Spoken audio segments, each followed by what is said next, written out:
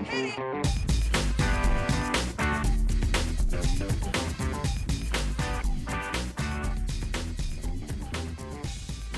morning, good afternoon, good evening, and welcome to today's Caffeine for the Soul.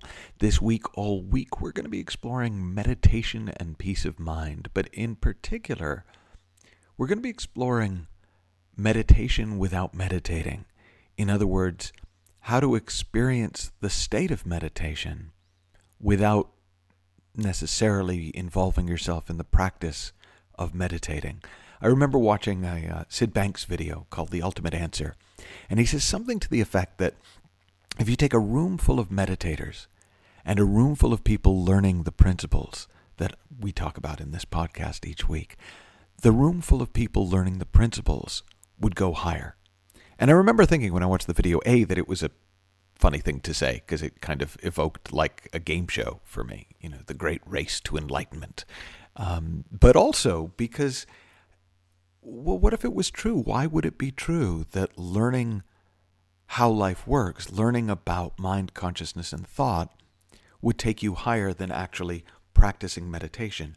Now, here's what I've seen about this. When thought looks real, when our thinking looks real to us, meditation as a practice provides a respite from the constant important things your thinking is telling you about the world. When you see thought for what it is, a transient creative energy that's continually forming and reforming and transforming your experience of life moment by moment, your temporary thought-created realities hold less of a hypnotic spell over your attention, and you don't need relief from the feelings of stress or pressure or insecurity that they create inside you. Now, you know how your brain tunes out background noise over time? So like there's a fridge in your room and it's really noisy, or the air conditioning makes a lot of noise, or you're somewhere where there's a lot of traffic noise. And at a certain point, you stop noticing it until either you come back into the room after having not been there, or somebody else comes in and goes, "God, what's that noise?" And you're like, "Oh my gosh." Well, the reason your brain does that is because it can see, well, I don't need to pay attention to that. That noise is not significant. Well, in the same way, when your brain starts to see that the endless loops of your personal thinking don't contain urgent information that has to be attended to for your survival, it automatically begins to tune out the background noise of your own habitual thinking. And it will leave you in a natural state of meditation more of the time. So here's a little metaphor, here's a little story I wrote about this. Once upon a time, there was a beautiful baby princess who was born in the Palace of Wisdom where her family had lived since before the beginning of time. Life was beautiful in the Palace of Wisdom, and it was rumored that you could spend multiple lifetimes exploring its heights and depths without ever running out of things to see. One day when she was around 2 or 3 years old, she toddled into a beautiful room within the palace that was filled with beanbag chairs and comfy sofas and a rug so warm and cozy it made you want to curl up into a little ball and go to sleep. On the wall there was a small television that was playing 24/7 in the background. The young princess was fascinated by the room and by the flashing images up on the screen. As time went by, the princess spent more and more time in the comfy room with the television on the wall. It was like an oasis for her, a place she could go and hide whenever things got a bit confusing or scary or just boring in other parts of the palace.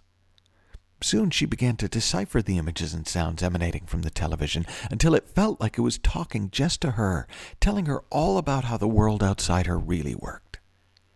From time to time, her parents would encourage her to leave the comfy room. But by the time she reached adolescence, she was spending nearly all of her time locked into the seemingly endless parade of shows, telling her absolutely anything about absolutely everything.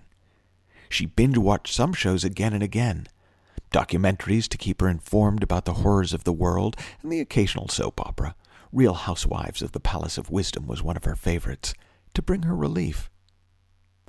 The little girl became a young woman, as all princesses do. And one day she looked around and realized that the room with the television on the wall, which had once seemed so comfortable and pristine, now seemed to be smaller, smellier, and more confining than she remembered it being when she was young. So she decided to take matters into her own hands. She had seen an infomercial while lying awake in the middle of the night about a guru with shiny hair and big teeth who had invented a magical remote that gave you more control which shows would play on the TV. So she sent away for his program and learned a system for watching more positive life-affirming shows and less negative ones. She was also excited about new research, which showed how you could upgrade your television set by rewiring it over time. And she diligently set about making life in the television room more satisfying and more fulfilling than it had been before. But the more she tried to make life in the room more satisfying, the more frustrated she became. And the more shows she watched about how to improve her life by watching shows about improving her life, the less her life seemed to improve. Then one day, the princess heard some music that seemed to come from somewhere other than the television on the wall. At first it just annoyed her, so she turned up the volume on the television set even louder. But then at a certain point, she decided to check it out. The first thing she noticed when she turned away from the television was that she couldn't see anything at all. She was scared to move without knowing what lay in wait, but her curiosity overtook her fear, and she felt her way along the walls of the room until she found the door. Her excitement quickly gave way to frustration when she tried the handle and it wouldn't budge. But after a few moments, her eyes adjusted to the ambient light, and she could see that the door wasn't really locked, it was just a bit stuck. She put her back into it, and with a mighty tug the door sprung open, and the daylight which filled the Palace of Wisdom nearly blinded her. As her eyes once again adjusted to the light, she began to explore the palace. She saw that the music that had seemed like a distraction was coming from a choir which was singing heavenly-sounding music in the very center of the palace. From that day forward, the princess lived in a different world. While she still visited the television room from time to time, she spent more and more of her time listening to the choir and exploring the Palace of Wisdom. And while not all of her adventures led to places she wanted to be, living in the light streaming through the windows of the palace and the thrill of not knowing what new adventure each new day would bring meant that she lived happily ever after. Have fun, learn heaps, and we'll keep going on this theme throughout the week.